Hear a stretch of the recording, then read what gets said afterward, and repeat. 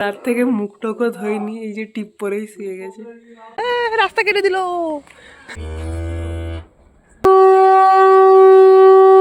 মানে এদের কি হয়েছে আমি বুঝতে পারছি না। Hello and welcome back to my another new video.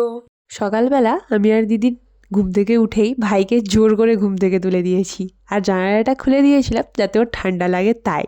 আর আমার ভাই বলছিল যে এরকম অত্যাচার তো আমার মাও করে না, মানে আমার মাসি। আর তারপরে না আবার আজকে সকাল হাঁটতে বেরিয়ে গেল। সকাল সকাল বেরিয়ে পড়েছি, কাল রাত্রের থেকে ঘুরছি, সকালেও বেরিয়েছি।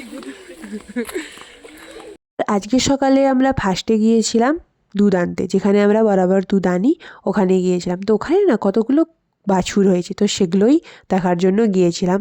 তো ছোটো থেকে যেখানে ছিলাম ওটা বেসিক্যালি আরবান এরিয়া ছিল। তারপরে এখানে বাবা যখন বাড়ি করে তখন এসে না আমাদের প্রথমে খুব আনকমফোর্টেবল ফিল হচ্ছিল, বাট আস্তে আস্তে এখন মানিয়ে নিয়েছি। আর এই দেখো এই বাছুরটার পায়ে লেগেছে, এসে শুনলাম। আর এই বাছুরটা কত কিউট।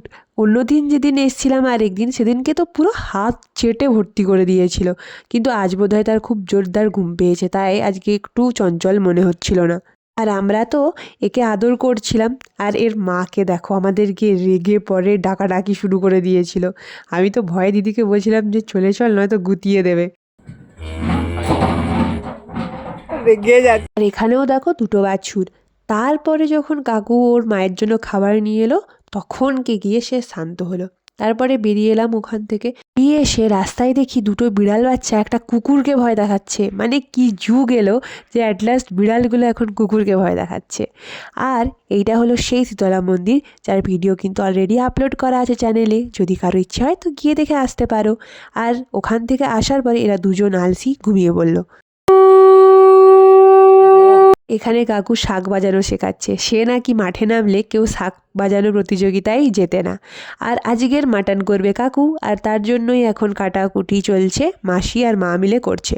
তারপরে কাকুও শুরু করলো আজকের মাটন রান্না। অন্য শর্টসে তো মাকে এই গ্যাসে রান্না করতে দেখেছেন। তো এই গ্যাসটা অ্যাকচুয়ালি ইউজ করা হয় কারণ আমাদের বাড়ির ভিতরে মাছ মাংস করতে নেই তাই।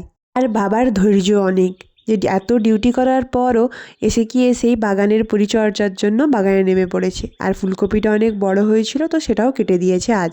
আর কাকুরও প্রায় মাটন রান্না করা শেষের মুখে। তো কাকুকে আমি বলেইছিলাম প্রথম থেকে যে আমাকে কষা হয়ে গেলে আমাকে মাটন ফ্যাট কিন্তু আমাকে দেবে। আর লাঞ্চে ছিল পোস্ত, তারপরে চাটনি আর মাটন। আমি তো স্নান টান করে ওয়েট করছিলাম যে কখন লাঞ্চ হবে।